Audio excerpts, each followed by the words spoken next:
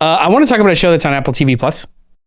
You have my permission. Watched it over the break. My wife randomly put it on and I did not care. I was like, okay, whatever. I'll read at the same time. Mm-hmm. Ended up being pulled into it and we watched the whole thing. It's called Lessons in Chemistry with Brie Larson. It is an 8 Enemy of all men everywhere. Brie Larson. Enemy of all men. She hates white dudes. Especially if you're a critic. Hates you. Yeah, just the worst. Yeah. That was a joke. I love Brie Larson. It is. It's based on a book.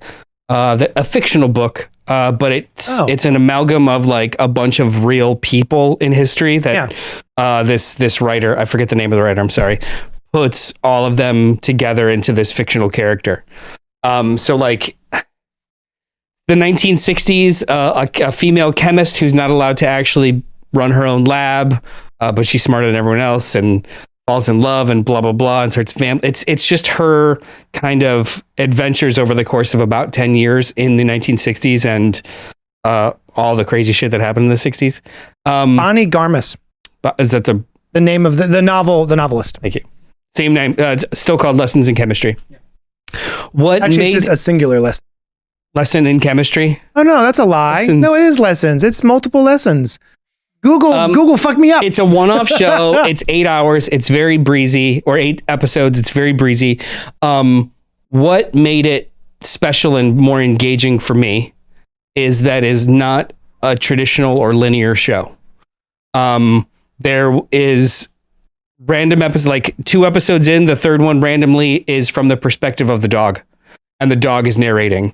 What? And then like 2 episodes later, it's 10 years forward and you meet this little girl and you find out it's her daughter, but maybe and then they go back into like, it is a very non-linear structure, which keeps this, what could have been a very simple story or kind of just, I don't want to say boring, but seen it kind of story. And they kind of make it a lot more engaging and a lot cooler and a lot like, more fun. Yeah, that's awesome. Terrible stuff happens. Joyful stuff happens. She's a very, very interesting character who I would not be surprised may be on the spectrum, because she is very direct and unemotional externally, and so it was a really good show. Like it was a really, really interesting, worth it show that no one is talking about.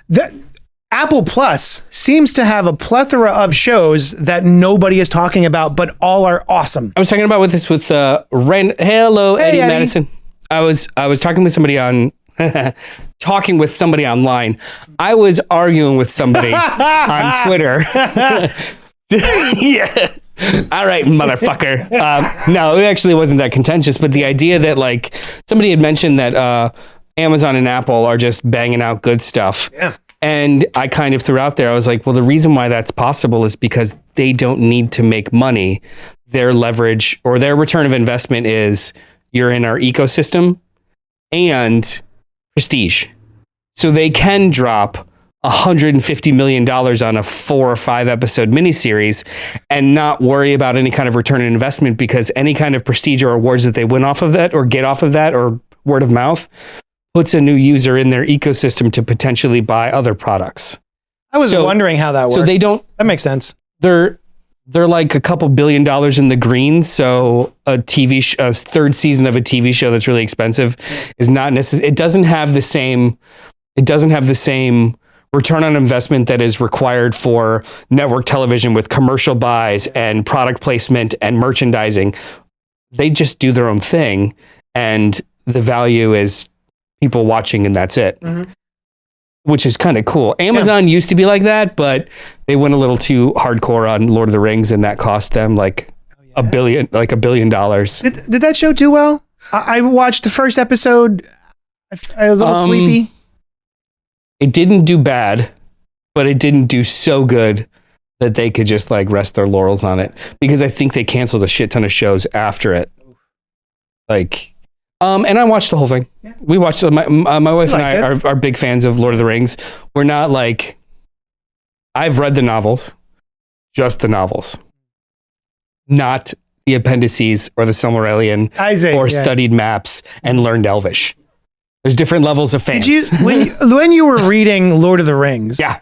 Would you read the songs or would you skip the songs? I read the songs. You read the songs, all the lyrics? I didn't try. Did you sing them? No, I didn't try to sing them. I just kind of read them. Yeah. Okay. There's not that many. I remember trying to read it, and if I got like 3 songs in, and I'm like, never mind. My biggest problem with the 3 Lord of the Rings books, I did read them while the movies were coming out. My biggest problem, and this is just like a me problem, the first book, Fellowship of the Ring, everyone's together. Chapters are linear.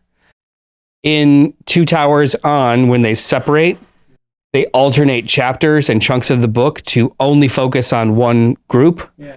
So you read almost the entirety of Helm's Deep and all of this crazy shit with Aragorn and fam, and it was 500 pages until you got to see what Frodo did next. You got to. Yeah. So like it was a disjointed reading experience, whereas the movies, they obviously intercut them in a linear fashion, so the timeline made sense. Yeah. But you know, I was younger, and I was reading probably the biggest book I had ever read by then, and I had to retain exactly does this take place the same time as this did that I read a week ago? Right. Yeah.